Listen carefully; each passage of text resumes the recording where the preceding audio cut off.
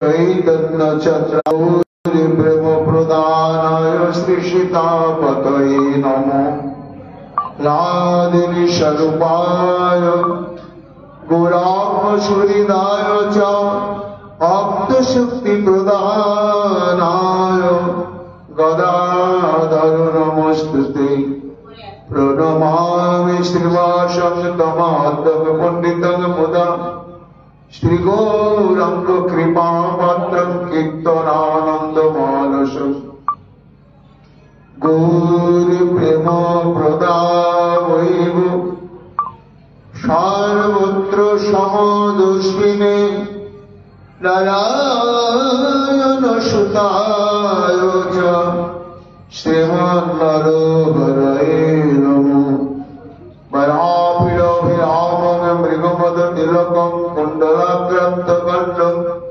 कन्याक्षं कम्बुकण्ठं सुमेकशुभगमुखं साधनस्तुवेनं श्यामं शान्तं त्रिभङ्गं रविकरवसनभूषितं वैजयन्त्या वन्दे वृन्दावनस्तजुभूतिशतप्रीतं ब्रह्मगोपालवेशम्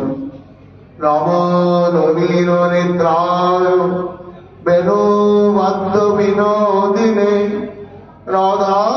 राधाधर सुधापान शालिने वनमालिने हे कृष्ण करुणा सिन्धु दीनबन्धु जगत्पते गोपेश गोपिकान्त राधा वृंदावनेश्वरी वृषभानुसुते देवी तं नमामि हरिप्रिये महाभाव स्वरूपातं कृष्ण प्रिया भूरियसी प्रेमी भक्ति प्रदे देवी राधिका तं नमाम्यहम् वन्दे नंद ब्रजस्त्रीणां अदारणमविघ्नश यशानुभुरि कथाद्गीतं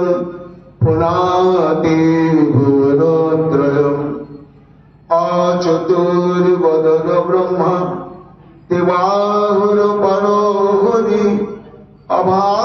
अभालोचनो शम्भुर् भगवान वदरायणि यं प्रभजन्तमनुपेतमपेतकृतं दैपायनविदः कातरयजुहाव पुत्रिति तन्मयातयतरवयुविनेदुस्तं सर्वभूतहृदयमणिमानतस्मै तमादिदेवं करुणनिधानम् तमालवर्णं सुहितावतारम् अपारो संसार समुद्रसेतुं भजामहे श्रीभागवत स्वरूपम् वञ्चाकल्पतरुभ्यश्च कृपा सिन्धुभ्येव च पतितानां पावनेभ्यो वैष्णवेभ्यो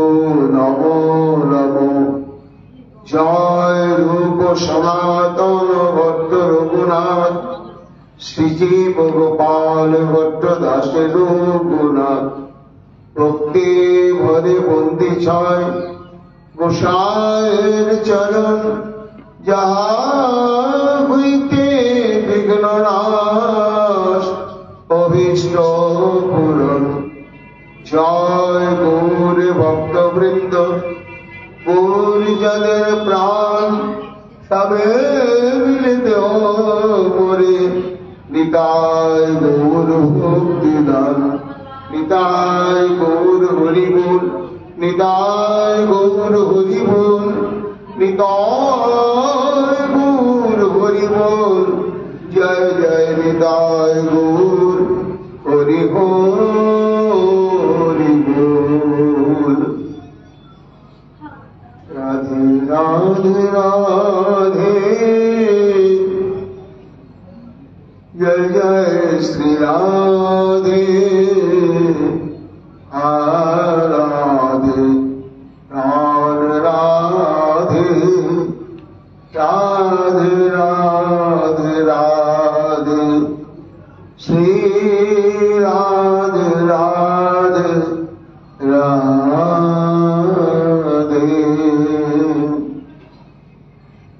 जयति ते अधिका जनमना व्रज शरद इंद्रिया शाश्वदात्रयी द्वैत दीक्षुता बोका स्तैन्द्रिता शव स्थान विचिन्नते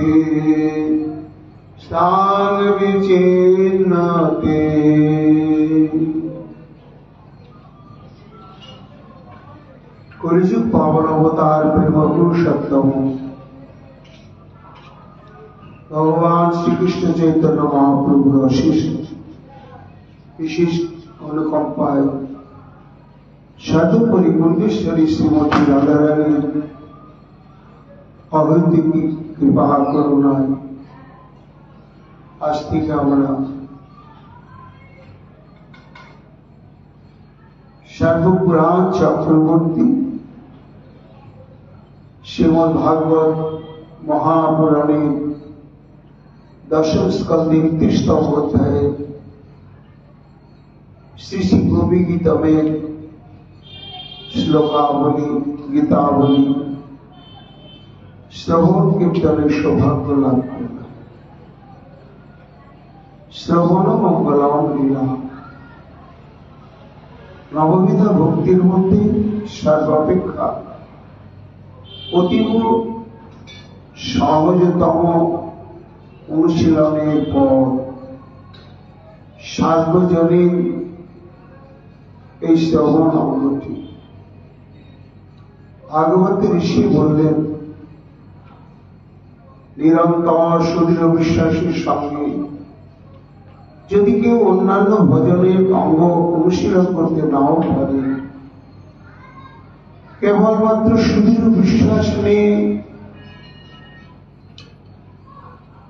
এই ভাগবতের লীলা প্রসঙ্গ শ্রবণ করেননি, তাহলে শ্রদ্ধা শ্রীগ্রন্থ শ্রদ্ধা নিত্যম গৃহদস্ত সচেষ্টিতম নাতি দীর্ঘেন কালেন ভগবান বিশতবিধি। সুদৃঢ় বিশ্বাসের সঙ্গে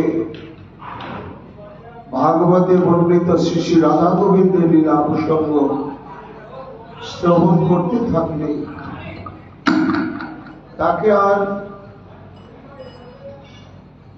ভগবানের অভিমুখে ভজনের উত্থান পতনময় পথ অতিক্রম করে এগিয়ে যেতে হয় না। শ্রবণকারী ভক্তের অন্তঃকরণে লোভাতুর হয়ে ভগবান এসে চিরকালের জন্য বশ্যতা স্বীকার করে তার হয়ে যাওয়া তাকে আত্মসাৎ করে। এই জন্য এই শ্রী চৈতন্য মহাপ্রভু আমাদেরকে দুই ভাগবতের নিকটে উৎসর্গ করে দিলেন। এক হচ্ছে ভাগবত ভক্তি রসপাত্র, রসজ্ঞ শাস্ত্রজ্ঞ মহৎ বৈষ্ণবগণ, আর এক ভাগবত হচ্ছে শ্রী শ্রী শাস্ত্র ভাগবত বা গ্রন্থ ভাগবত।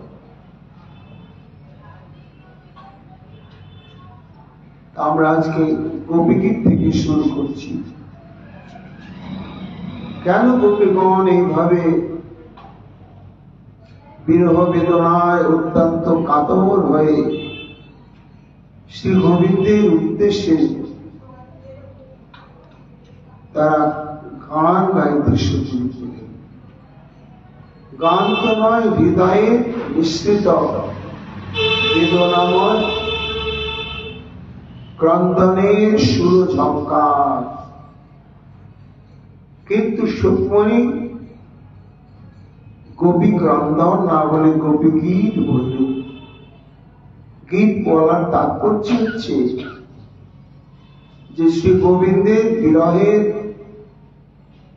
প্রভাব থেকে যে আর্থিক হাহাকার বেদনা প্রলাপ সমর্থিত হয় তা অভিনব সুরে সুরে ছন্দে ছন্দে তালে তালে পরম আস্বাদ্য হয়ে লীলা পুরুষোত্তম শ্রী গোবিন্দের অন্তঃকরণে অমৃতের ন্যায় আস্বাদন প্রদান করছিলেন। এটি অনুভব করে সুখমণি বললেন গোপী গীতম। কেন গোপী গীতের প্রয়োজন দেখা দিল না, তার পূর্ব প্রসঙ্গ হতে জানা যায় তাসাদ সৌভাগ্যবদম বিশ্বমানব চতুষব প্রসমায় প্রসাদায় তত্রৈবান্তর ধীরত। অর্থাৎ শ্রী গোবিন্দের সম্যক বাসনায় রাসলীলা, বহু কান্তা বিনা নহে রসের উল্লাস, এই বহু কান্তাকে নিয়ে তিনি তার রমণ বাসনা পূরণ করবেন। আর সেই লীলাকে কেন্দ্র করে গন্ধর্বের দর্পকে প্রশমন করে সমগ্র ব্রহ্মাণ্ডকে গন্ধর্বের পীড়া হতে মুক্ত করবেন। তাই ভগবানের রাসলীলার আমন্ত্রণ আয়োজন, সে আমন্ত্রণে সমাগত হলেন 300 কোটি গোপিকা বৃন্দ।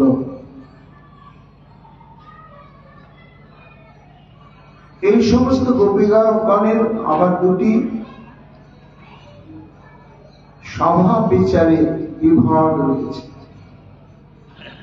বামা সভাপতি এবং দক্ষিণা সভাপতি। তো যখন মহারাস লীলা শুরু হল, তাসাং মধ্যে তয়োতয়, যত গোপী তত কৃষ্ণ, যত কৃষ্ণ তত গোপী। এইভাবে যখন মহারাসলীলার মহানৃত্য আরম্ভ হল, তখন সুখমণি বলছেন মহারাজ পরীক্ষিত, সে মহারস সমুদ্রে ভয়ঙ্কর দুটি উত্তাল তরঙ্গমালা সেই শান্ত সরোবরকে চঞ্চল করে তুলল। সেই তরঙ্গ কি ন্যাক হচ্ছে সৌভাগ্য গর্ব, আর একটি হচ্ছে মান। যারা দক্ষিণ স্বভাববতী গোপিকা বৃন্দ,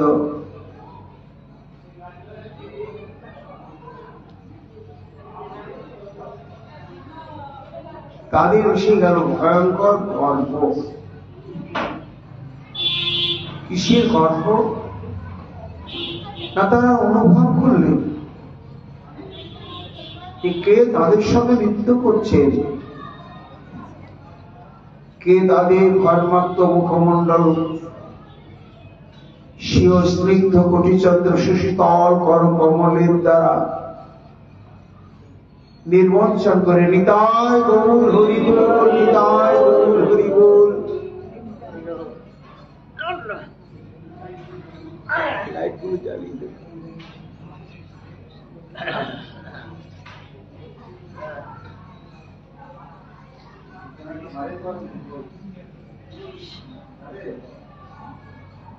যখন স্বয়ং শ্রী গোবিন্দ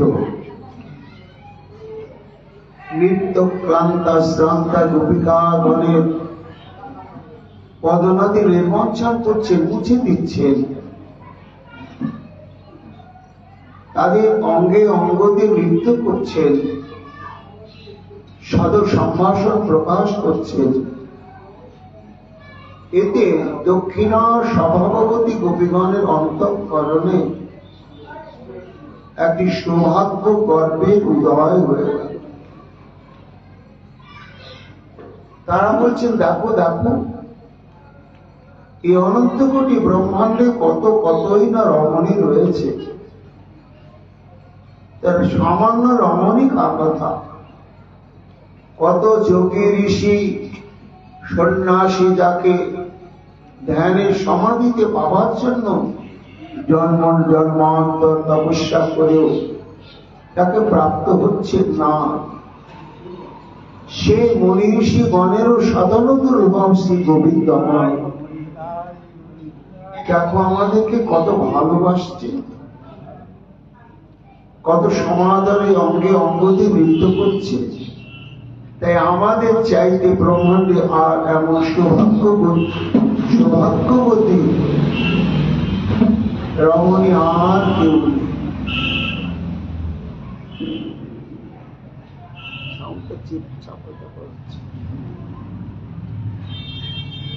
এই সৌভাগ্যের একটা তরঙ্গ উঠল তাদের অন্তঃকরণে। আর যারা বামা স্বভাবতী গোপিকা বৃন্দ ছিলেন, তাদের মদীয়তাময়ী প্রেম, তারা বলেন, কৃষ্ণ তুমি আমার, তুমি আমার, তুমি আমার।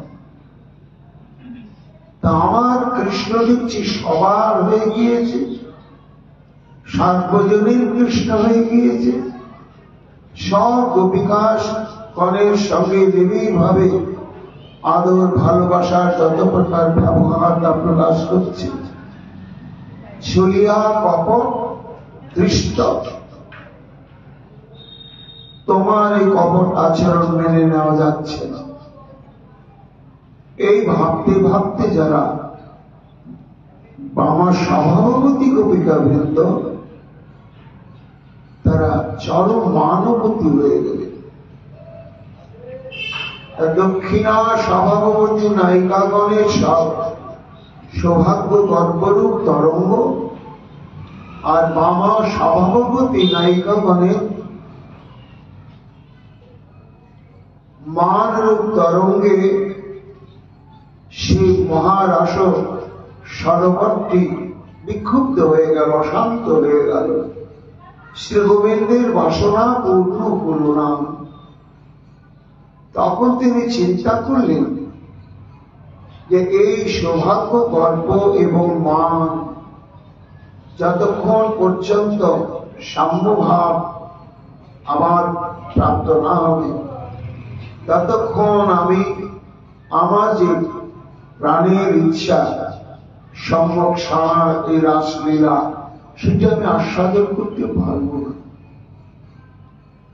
তখন তিনি চিন্তা করলেন, এমন একটি কিছু কাজ করব যেন এক ঢিলে দুই পাখিকেই আমি পরায়ত্ত করতে পারি। তাই সুখমণি বলছেন, মহারাজ পরীক্ষিত, প্রসমায় প্রসাদায়, সৌভাগ্য গর্ভবতী গোপিকাগণের সৌভাগ্য গর্ভকে প্রশমনের উদ্দেশ্যে এবং মানবতী গোপিকাগণের মানকে প্রসাদিত করবার জন্যই ভগবান সেখান হতে অন্তর্ধান করলেন। যখন অন্তর্ধান করলেন, সঙ্গে সঙ্গে দক্ষিণা স্বভাবতী গোপিকাগণের গর্ভতরঙ্গ বিলীন হয়ে গেল এবং মানবতী গোপিকাগণেরও সেই অত্যঙ্গ মান তরঙ্গ সেটিও প্রশমিত প্রসাদিত হয়ে গেল।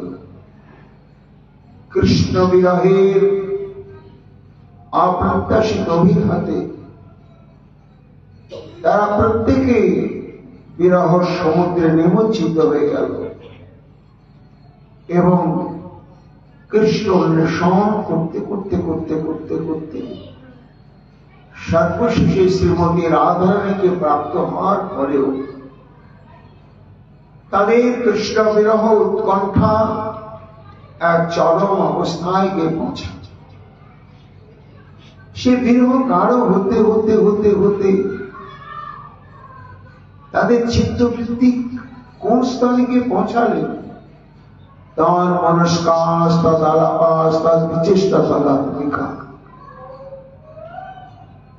তদ গুণানেব গায়ন্ত নাত্মা গারণী শাস্ত্র। সুখমণি বলছে, মহারাজ, তখন তাদের নিজের দেহ গেহ, নিজের অস্তিত্ব, নিজের স্বরূপ, এই সম্বন্ধের মধ্যে মন আর বাধা থাকলো না। তাদের মন বা চিত্তবৃত্তিটা কৃষ্ণময় হয়ে গেল। স্তদালাপা, তাদের বাক্যের একমাত্র বিষয় হল শ্রী গোবিন্দ। তার বিচেষ্টা, তাদের বিশেষ চেষ্টাই হল কৃষ্ণানুসন্ধান তদাত্মিকা। তাদের আত্মস্বরূপ স্বভাবটাও কৃষ্ণময়।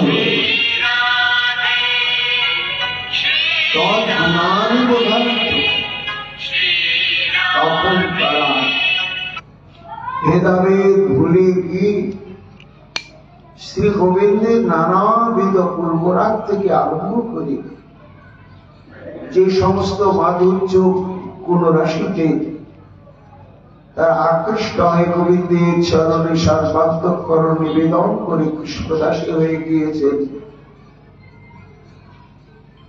সে সমস্ত মাধুর্য গুণাবলী গান করতে করতে তারা আত্মবিস্তৃত হয়ে গেলেন। তাদের দেহ কেহ সমস্ত কিছু ভুলে গেল।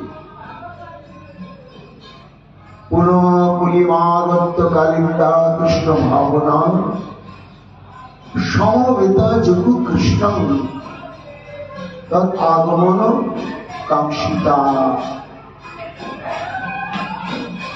এইভাবে তারা কৃষ্ণ কামার্থনী রাসস্থলীর সর্বত্র পরিভ্রমণ করতে করতে করতে করতে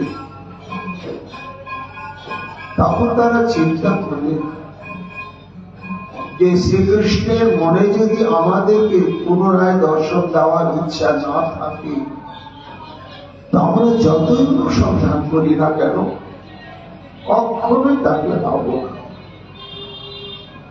কেননা অনুসন্ধানে কোনোদিনই তাকে পাওয়া যায় না। এটি শাস্ত্র ঘোষণা করেছেন, ঋষিগণ তাদের অনুভবের দ্বারাও ব্যক্ত করেছেন। তবে তার দৃষ্টি আকর্ষণ করা এবং সাক্ষাৎ তাকে আকর্ষণ করা একটা পথ আছে। কি পথ? গোপীগণ পরস্পর বলাবলি করতে লাগলো, দৈতি সাধু এবং বৈষ্ণবগণ বলেন একটা কথা, যে ভগবানকে না ডাকলেও সেখানে তিনি ছুটে যান। কোথায় তিনি ছুটে যান? আর আড়ালে থাকতে পারেন না, অধরা হয়ে থাকতে পারেন না। মদ ভক্ত যন্ত্র গায়ন্তী তন্ত্র তিষ্ঠতি না। নারদকে তিনি বলছেন, হে নারদ, আমার ভক্তগণ যেখানে প্রেমাপ্লুত চিত্তে আত্মস্মৃতি হারা হয়ে প্রাণ খুলে আমার গুণকীর্তনে প্রবর্ত হয়, তখন আমাকে আমন্ত্রণ করতে হয় না, আবাহন করতে হয় না, নিমন্ত্রণ করতে হয় না। আমি স্বয়ং আকৃষ্ট হয়ে সেখানেই ছুটে যাই। তাহলে ভক্তগণ যেখানে শ্রী গোবিন্দের গুণানুকীর্তন করেন, সেই গুণানুকীর্তন যদি গোবিন্দের হৃদয়স্পর্শীয় হয়,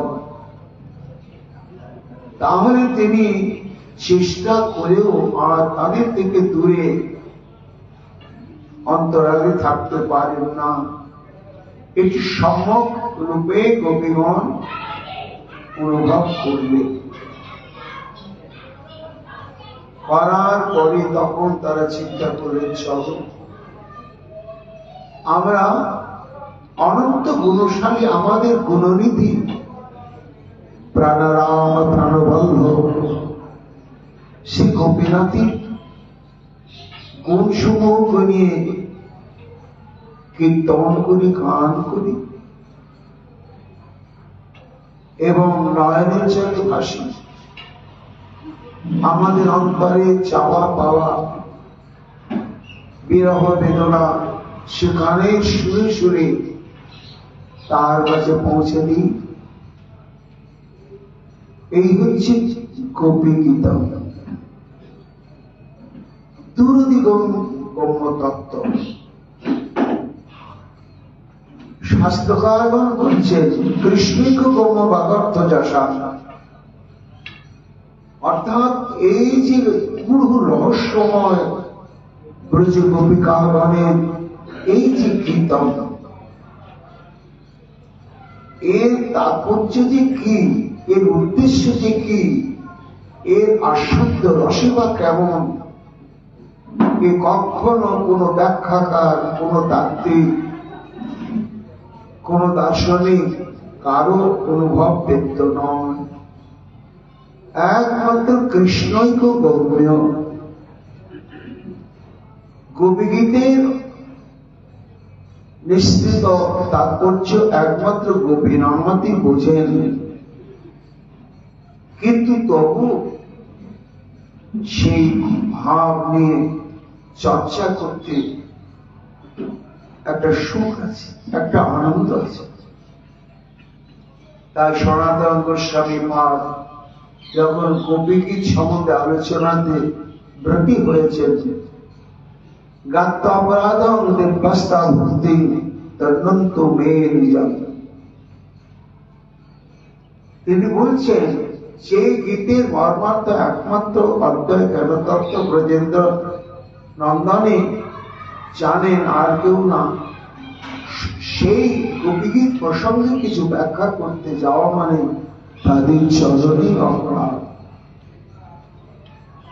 কিন্তু তাদের কথা না বললেও তো ভজন হবে না, তাদের কৃপা প্রাপ্ত হওয়া যাবে না।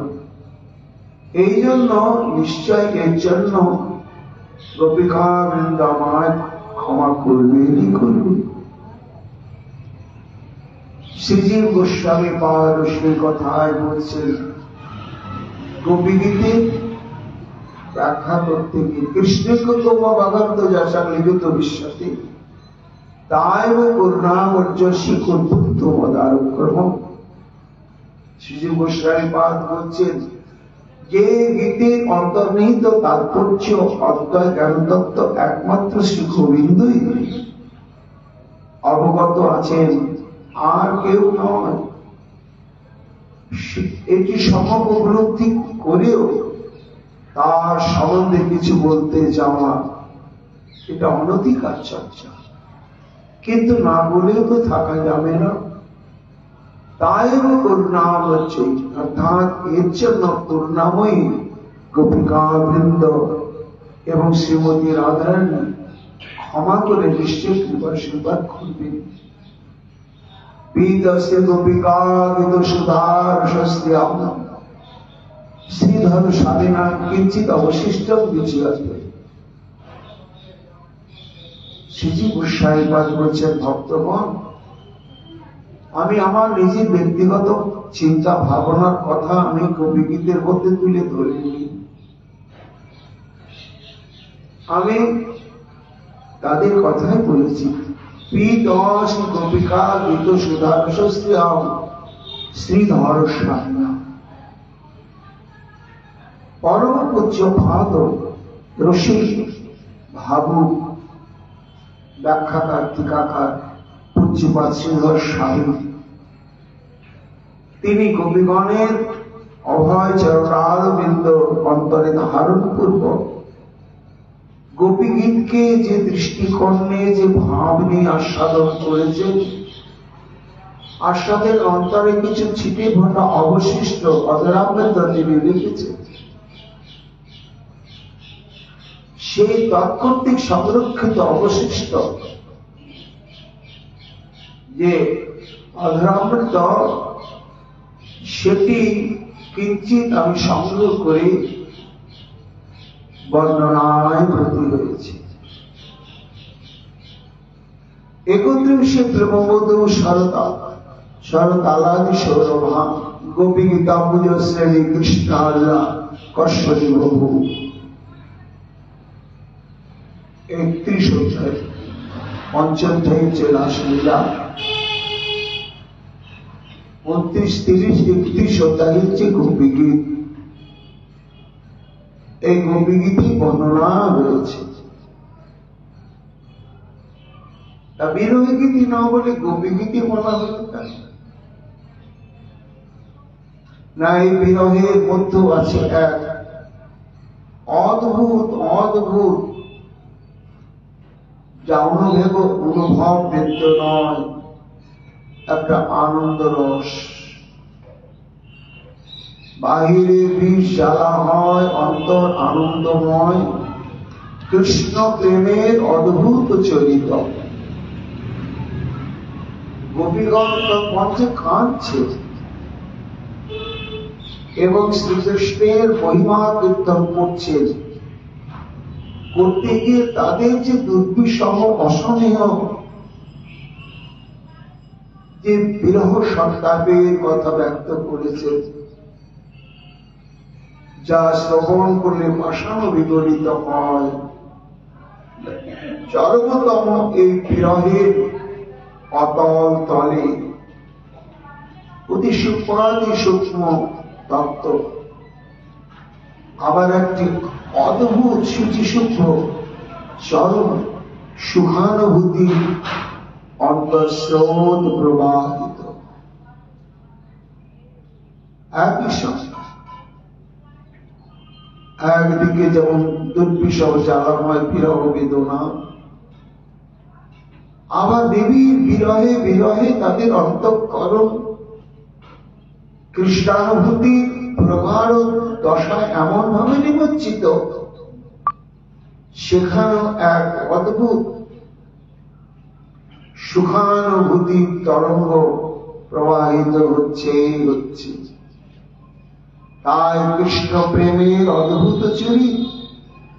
এটা বিরহ গীতি নয়, গোপীগীত। গোপীগণের অনুভবের ব্যথা বেদনা বিরহময় এবং আনন্দময় রসে রসকার যে গানের মধ্যে অভিব্যক্ত হয়েছে। তাই বিরহ গীতি নয়, গোপী গীতি। এই প্রেমার আস্বাদন তপ্তই চর্বণ, মুখ জলে না যায়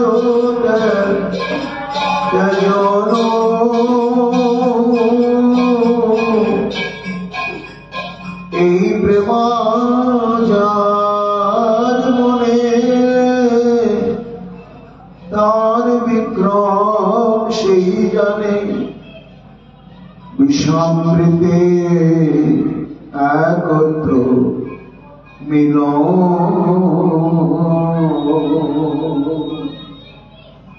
সর্বলীলা মুকুটমণি মহারাস লীলার অন্তর্গত হচ্ছে গোপীগীত। রাসলীলার বক্তা উদ্ধৃত ব্রহ্মচারী পরমহংস চূড়ামণি শ্রীমৎ সুখদেব গোস্বামী শ্রোতা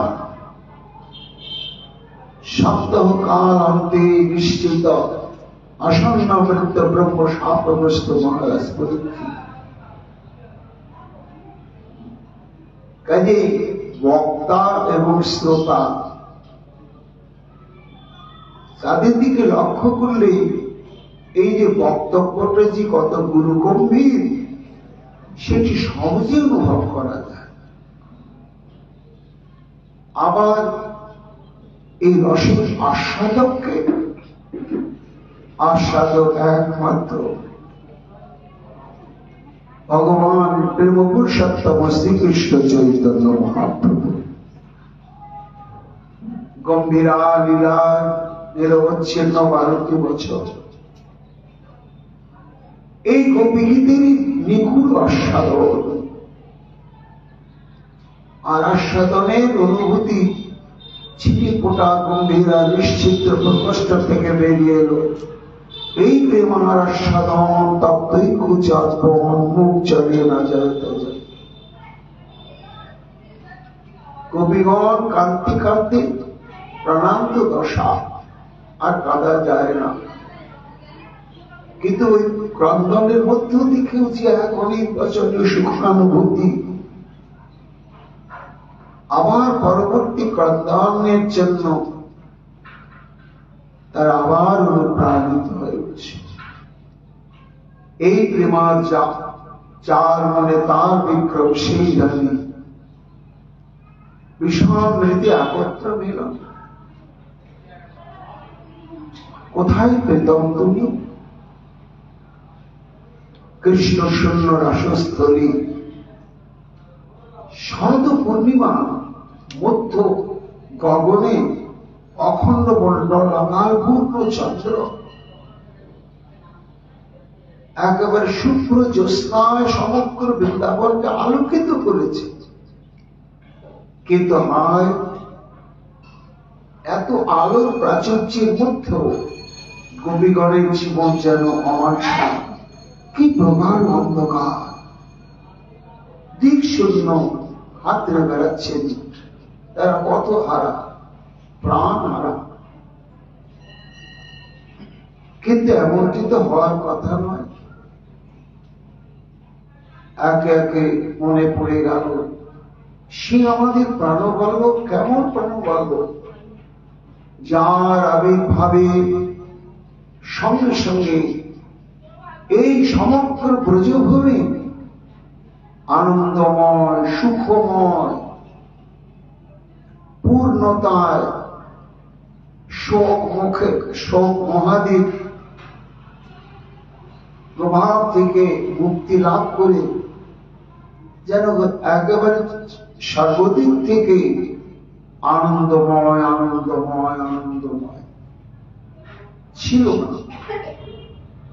একটি ঘটনাকে কেন্দ্র করে ব্রজ সদানন্দময় স্বরূপ প্রাপ্ত হল। সেই ঘটনাটা কি? গানে গানে অভিব্যক্ত হল। জয়তি দেবধিক জনমনা ব্রজ শয়ত ইন্দিরা সদত্র হে প্রীতম,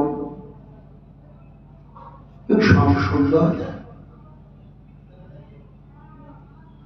তোমার জন্ম মুহূর্ত হতে সর্বসম্পদ সর্বা স্বয়ং লক্ষ্মী সমগ্র ব্রজমণ্ডলকে অলঙ্কৃত করে নিত্য অবিচলিত ভাবে অচঞ্চল ভাবে চিরকালের জন্য বিরাজ করতে শুরু করলে এবং সমগ্র বৃন্দাবন এক আনন্দের তরঙ্গে তরঙ্গায়িত হতে লাগলো। সর্ববয়সে, সর্বাবস্থায়, সর্বত্র সর্বক্ষেত্রে শুধু সুখ, এক আনন্দ। কি আশ্চর্য! এই আনন্দের উৎস কি? দুটি, তোমার আবির্ভাব এবং তোমার আবির্ভাবকে কেন্দ্র করে জয়তি অধিকম, অর্থাৎ বৈকুণ্ঠে যিনি আরাধ্যা তত্ত্ব, সেবা তত্ত্ব, স্বয়ং ব্রহ্মাও যাকে আরাধনা করেন সে লক্ষ্মী দেবী তিনি বৃন্দাবনে এলেন আরাধ্যা হয়ে নয়, সেবিকা হয়ে। এবং সঙ্গে সঙ্গে সমগ্র ব্রজের সর্বদিক থেকে উৎকর্ষ বৃদ্ধি হতে শুরু করল। ইন্দিরা শব্দ হচ্ছে লক্ষ্মী। সত্যি কি তা হয়েছিল? প্রশ্ন হতে পারে। হ্যাঁ, হয়েছিলেন। গোপীগণ অনুভব করেছিলেন সুকমণির বাক্যে। কেন না, যেদিন মথুরা থেকে গোকুলে শ্রী গোবিন্দের অবস্থান শুরু হল, তত আরম্ভনন্দস্য ব্রজ সর্বসাবৃত্তিমান হরের নিবাসাত্মগুণই রমা কিরণ অভুন্নিব। সুকমণি বলছে, মহারাজ পরীক্ষিত, শ্রীকৃষ্ণের আবির্ভাব মুহূর্ত থেকে সমগ্র 84 কোণ ব্রজভূমি সর্বসমৃদ্ধিমান, সর্বসমৃদ্ধি সম্পন্ন হল। এবং হরে নিবাসাত্মক নয়, যখন এতে চাক্ষ কলাবংশ কৃষ্ণস্থ ভগবান স্বয়ং সে অনাদির আদি পরমেশ্বর শ্রীকৃষ্ণ আনন্দের সাথে স্থায়ীভাবে বৈকুণ্ঠাদি ধাম থাকা সত্ত্বেও এই ব্রজভূমিকে স্বকীয় ধাম রূপে বরণ করে নিয়ে এখানে আত্মপ্রকাশ করলেন। তখন রমা কিরণম অভুন্নিপ, তখন বৈকুণ্ঠেশ্বরী বা সর্বসম্পদের ঈশ্বরী সেই ইন্দিরা বা লক্ষ্মী আর সেখানে থাকলেন না। কেন না, বৈকুণ্ঠেও কুণ্ঠা আছে।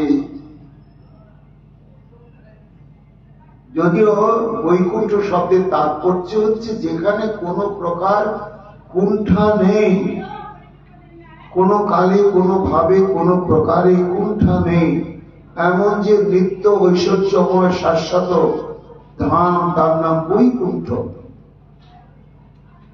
কিন্তু সেখানেও যে কুণ্ঠা নেই তা নয়, কুণ্ঠা আছে।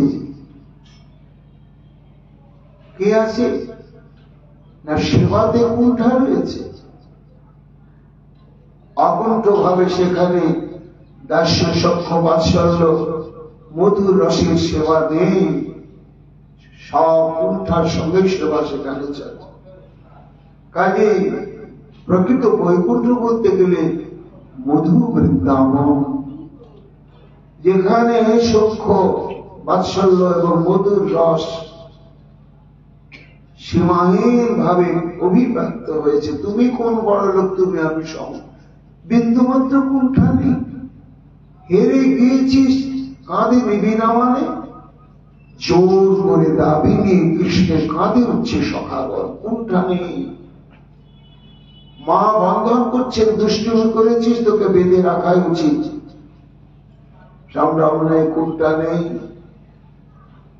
মধুর রসিত নেই, দেহি পদপল্লব মুদার।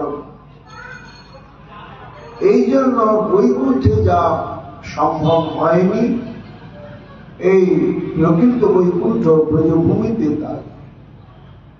এই জন্য লক্ষ্মী দেবী বৈকুণ্ঠ হতো, ব্রজ বৈকুণ্ঠের উৎকর্ষতা দেখে রমা ক্রীড়নমভূত, অর্থাৎ লক্ষ্মী দেবী ক্রীড়াভূমি রূপে বরণ করে নিয়ে এই বৃন্দাবনকে মহিমা মণ্ডিত করলেন। সেদিন থেকে ব্রজের ঐশ্বর্যটি কেমন হলো? শ্রেয়কান্তা, অর্থাৎ সমগ্র ব্রজ গোপিকা বৃন্দ হচ্ছে লক্ষ্মী স্বরূপা। আর এদের যিনি কান্ত পরম পুরুষ। আর বৃন্দাবনের কল্পতরব দ্রমা ব্রজের যত বৃক্ষগণ সব হচ্ছে হল কল্পতরু, যা প্রার্থনা করা যাবে তাই। ভূমির চিন্তামণি গণবই, আর ব্রজের ভূমি হল চিন্তামণি ভূমি। অমৃতম মানুষ সরোবর, কালিন্দী এবং ইত্যাদি যত সরোবরে সমস্ত জলরাশি হয়ে গেল অমৃতময়। কথাগানম নাট্যম গমনমপি ব্রজবাসী পরস্পর বাক্যালাপ, এতদিন বাক্যালাপই ছিল, কিন্তু প্রাণ গোবিন্দের আবির্ভাবের সূত্রধরী লক্ষ্মী দেবীর অবস্থিতিকে কেন্দ্র করে ব্রজবাসীর পরস্পরের যে কথোপকথন, সেটা যেন সঙ্গীতেরই ঝঙ্কার, কর্ণ রসায়ন। নাট্যম গমনপি, স্বয়ং গোবিন্দ যে চলেন, এমনকি ব্রজ গোপিকাবৃন্দ ব্রজবাসীগণ চলেন ছন্দে ছন্দে, যেন বিশেষ প্রকরণ একটা নৃত্য ভঙ্গিমা প্রকাশ করে চলেছে। চিদানন্দম জ্যোতি পরম পিতা সত্যমূর্তি। বৃন্দাবনে চন্দ্র সূর্য আলো প্রদান করছেন, কিন্তু তবু সে আলোটি কেমন? চিদানন্দ জ্যোতি। সুন্দর, নিশ্চয় তুমি শুনছো আমাদের কথা। এ হলো কি করে? তোমার আবির্ভাবকে কেন্দ্র করে শ্রীরাম বৃন্দাবন, বৃন্দাবনের সাহজিক যে সম্পদ সিন্ধু, দ্বারকা বৈকুণ্ঠ সম্পদ তাঁর এক বিন্দু। পরম পুরুষোত্তম স্বয়ং ভগবান কৃষ্ণ যাহা ধরি তাহা বৃন্দাবন ধাম। চিন্তামণিময় ভূমি রত্নের ভবন, চিন্তামণি গণদাসী চরণ ভূষণ।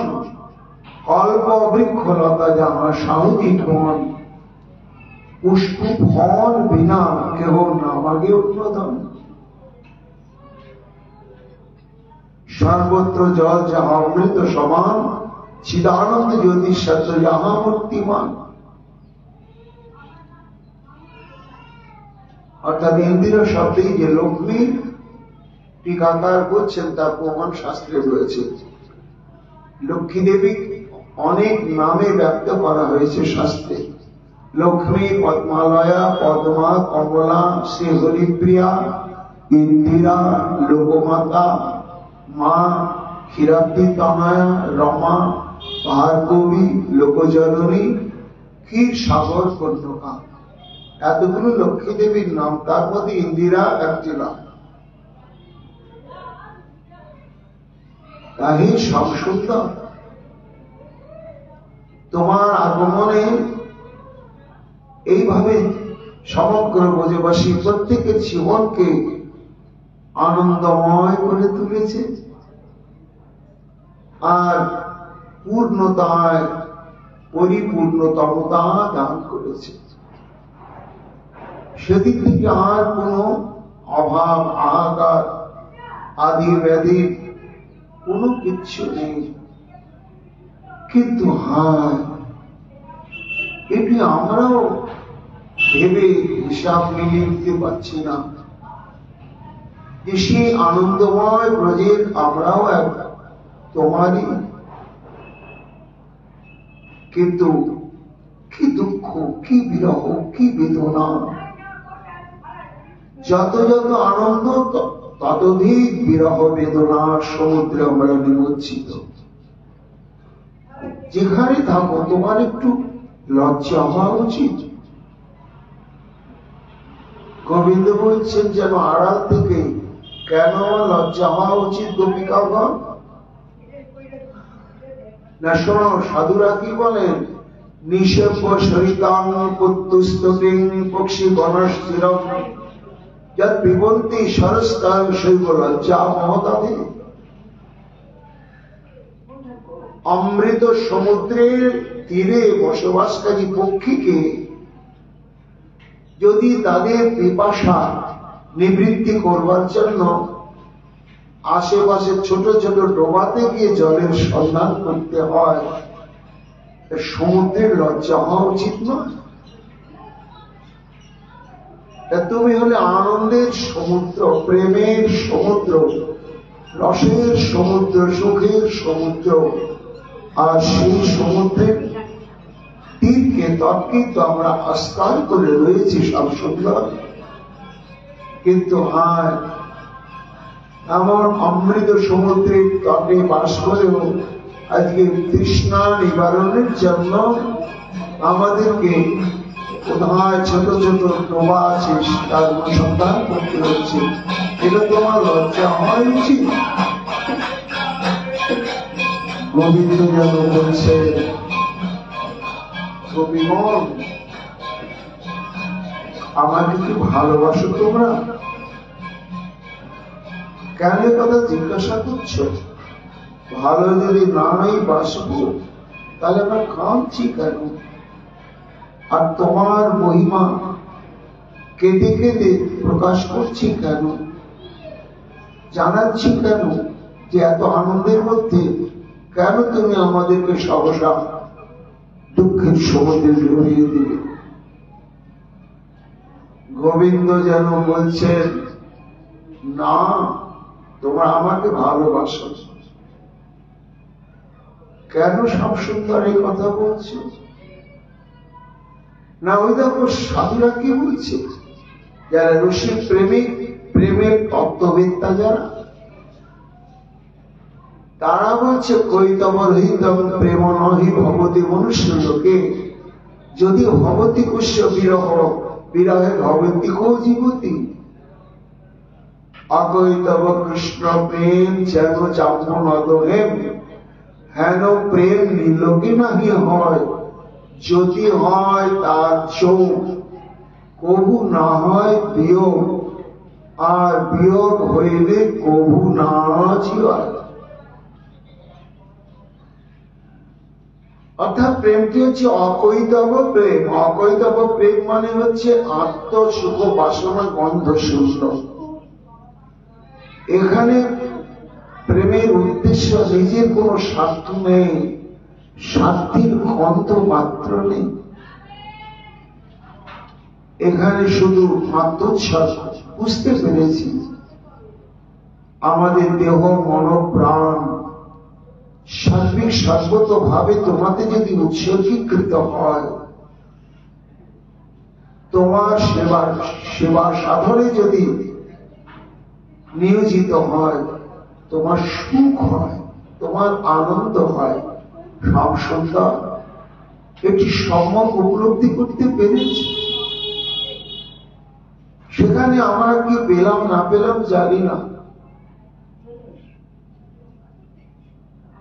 এই হচ্ছে নিষ্কাম প্রেমের বৈশিষ্ট্য।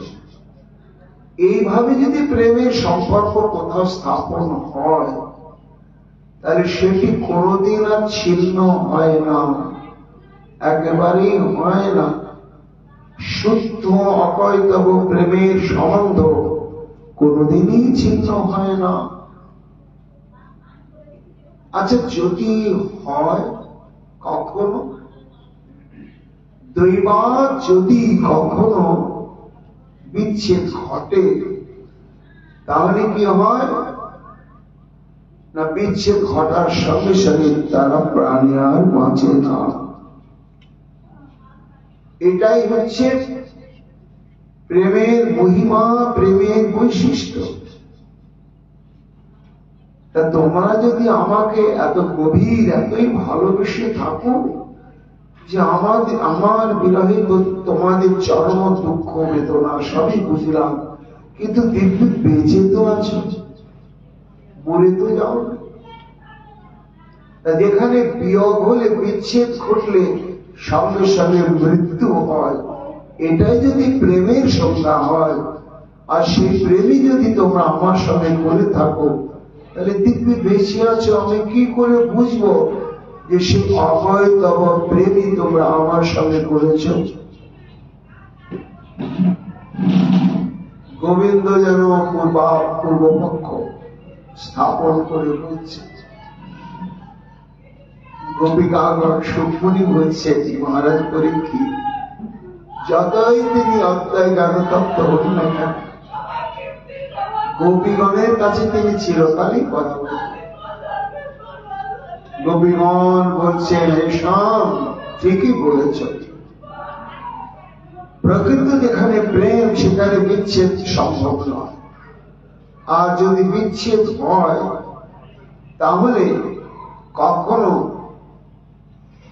প্রেমিক বাঁচে না। এটা একেবারে শত প্রমাণিত, সদস্যতে কোনো ভুল নাই। তা আমরা মরিনি কেন? তার মানে বলো না যে আমরা তোমাকে কপট ভাবে ভালোবেসেছি, নিষ্কপট ভাবে ভালোবাসলে এতক্ষণ মরিয়েই যেতাম সবাই, এইরকম তুমি ভেবেও না। কেন জানো আমাদের মৃত্যুটা হয়নি কেন? না তৈ ধিতা সব, আমাদের যে প্রাণ সেটা তো আমাদের কাছে নেই। কেন? একটা জীবন্ত মানুষকে যদি আগুনের মধ্যে পোড়ানো হয়, তা পড়তে পড়তে খুব ছটফট করতে করতে যখন শরীর থেকে প্রাণটা বেরিয়ে যাবে তখন মৃত্যু ঘটল, তখন তার জ্বালা পোড়ানির অনুভব নেই, আর ছটফট করছে। তা প্রাণ তার ভেতরে যতক্ষণ থাকে ছটফট করে, বেরিয়ে গেলে করে না। তা দেখো আমাদের মৃত্যুটা তো প্রাণ বেরিয়ে যাবে তবে তো মৃত্যু, কিন্তু প্রাণটা তো আমাদের হাতে নেই। তৈ ধিতা সব, তুমি তো প্রাণটাকে হরণ করে তোমার কাছে রেখে দিয়েছ, প্রাণ তো আমাদের কাছে। তা আমাদের মৃত্যুটা হবে কি করে? ওই জন্য তো আমাদের মৃত্যুটা হচ্ছে না। এ একটা কারণ। আর তৈ ধিতা সব, আমরা আশা ত্যাগ করতে পারছি না। এই বলবতী যে তীব্র আশা, এই আশায় আমাদেরকে মরতে দিচ্ছে না। কিসের আশা? কৃষ্ণ প্রাপ্তির আশা, কৃষ্ণ পাবে। যাদের ভক্তির একটি লক্ষণ হচ্ছে আশাবদ্ধ। কেমন পাবো? কৃষ্ণ প্রাপ্তির তীব্র বাসনা যখন, তখন তার মৃত্যু হয় না। কেমন মৃত্যু হয় না? মনে করছে যে কালিদহের চারিদিকে জল থেকে আক্রোশ পরিমিত স্থান একটা দুর্ভোঘাসে জন্মাতে পারত না। এমন ভয়ঙ্কর বিষ বাষ্পের প্রভাব।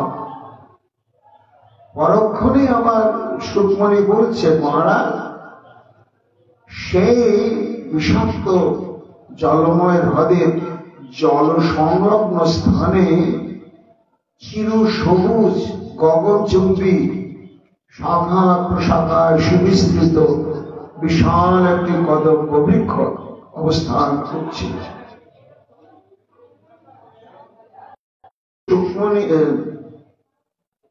গুরুদেব এভাবে বিপরীত ব্যাখ্যা করলেন। আপনি এক্ষুনি বলছেন একটা দুর্বঘাস সেখানে জীবিত থাকতে পারে না।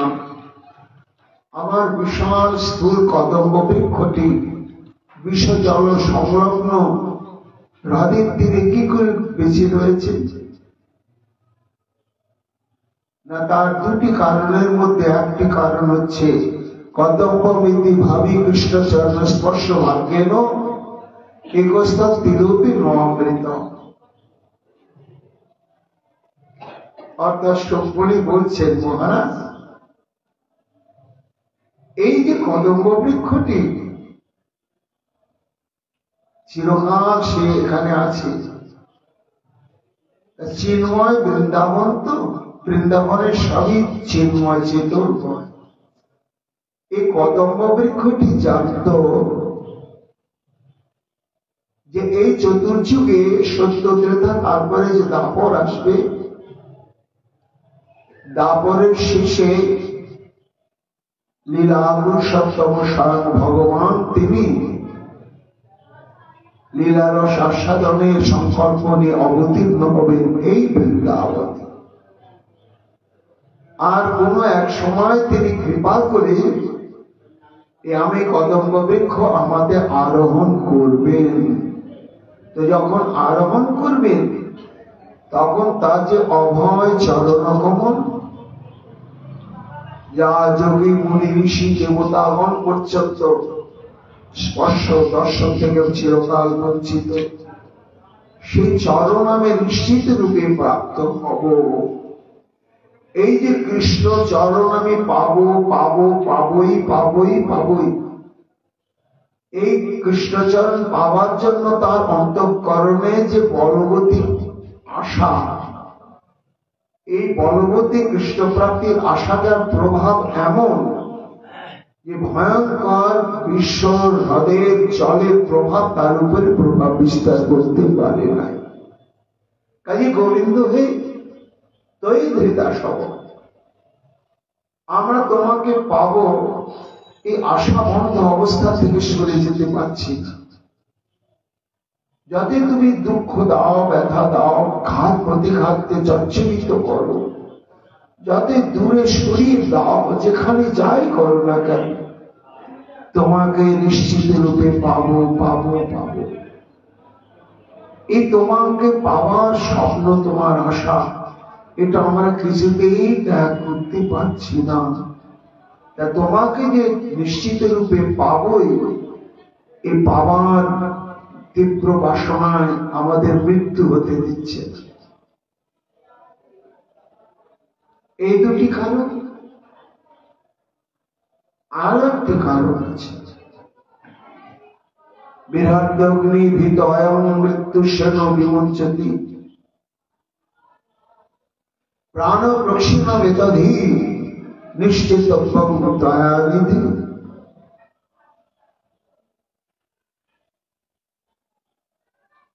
এই যে তোমার বিরহ, এই বিরহে আমাদের দেহ মন আত্মা এমন ধারণাতীত ভয়ঙ্কর ভাবে প্রতপ্ত হয়েছে যে মৃত্যুরূপ শের পক্ষে মানে বাসপক্ষে এই তাপকে ভেদ করে আমাদের প্রাণ পাখিটাকে যে নিয়ে চলে যাবে জমালয়ে, কাছে ঘেঁষতে পারছে না। এত তোমার বিরহ বেদনা, এই বেদনায় আমরা সন্তপ্ত হচ্ছি। সেই তাপের কাছে স্বয়ং মৃত্যু এগোতে পারছে না, এই জন্য আমাদের মৃত্যু হচ্ছে না। তাই সংশোধন অন্য কিছু নয়, শুধু আমাদের দাবি আসো বা না আসো, তোমার ভুবন সুন্দর মূর্তি খান একবার চাক্ষুষ ভাবে আমাদের সম্মুখে তুমি আবির্ভূত হয়ে তুলে ধরো, আমরা একটু শুধু দর্শন প্রাপ্ত হই, আর অন্য কিছু নয়। তুমি যদি না দেই ব্রজপুরী জনম লোভিলে আসি, সেদিন হতে প্রতি গোপ গিয়ে উঠিল আনন্দে বাসি। সবার গৃহেতে কমলা অচলা হইয়া বসতি করে, কত দেব দেবী আসিয়া লুটায় ব্রজের ধুলির পরে। সবাই ধন্য হইল তোমার বদন চন্দ্র নেহারি, মোদের কেবল অধন্য করিয়া কি ফল লোভিলে বলি। তুমি তো দৈত আমাদের অনাথ চিত্ত করিয়াছিলি, কেন এত হায় দুঃখ দিতেছ আমরা যে তব নারী। যদি বলো তুমি দইতা কখনো না বাজে দইত বিনে, কই তব হের যদি হয় প্রেম দইতা দইত শোনে। তোমার বিরহে তোমার দইতা বেঁচে আছি মোরা কেন, তাহার কারণ নহে প্রেমহীনা। ওই সব যেন হে নিঠুর যেন পরাণ মোদের বিরহ অনলে পড়িয়া যাইত কবে, যদি সে থাকিত মোদের হৃদয়ে তুমি না লইতে তবে। আর হেতু শোনে মিঠুর মরণেতে বাধা হয়, আমরা মরিলে তোমার দুঃখ হইবে সুনিশ্চয়। দুঃখ মোদের সুখ বলে মানে যদি থাকো তুমি সুখে, দাও দাও দেখা ওই প্রাণ সখা কাতরে দাসীরার। নয়নে চলে ভাসছে যমুনার জল বর্তিত হচ্ছে, বলি না কোন পার আমাদের সঙ্গে আবার তেমনি অঙ্গে অঙ্গ হেলে নৃত্য করো সব, দূরেই থাকো কিন্তু নয়নের সম্মুখে একটু প্রতিভাত হও।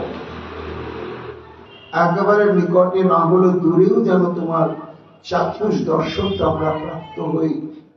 তোমার এই সাক্ষাৎ দর্শনে আমাদের এই দুর্বিষহ বিরহ বেদনা প্রশমিত হবে। এই বলে ক্রন্দন করতে করতে করতে করতে পুনরায় তাদের অন্তঃকরণে বিরহের তরঙ্গে ভাসতে ভাসতে শ্রী গোবিন্দের আরো এক অদ্ভুত মহিমার সমুজ্জ দৃষ্টান্ত জেগে উঠল। সেই দৃষ্টান্তকে কেন্দ্র করে গোপীগণ আবার নয়নের জলে বুক ভাসিয়ে গান গাইতে শুরু করলেন। এবার পরবর্তী গীতের মহিমা প্রসঙ্গ শ্রীমন মহাপ্রভুর কৃপা আগামীকাল আমরা শ্রবণ কীর্তন করব। এখনকার কিন্তু গোপীগীত প্রসঙ্গ আমাদের এখানেই বিশ্রাম লাভ করছে। নিতাই গৌর হরি বল।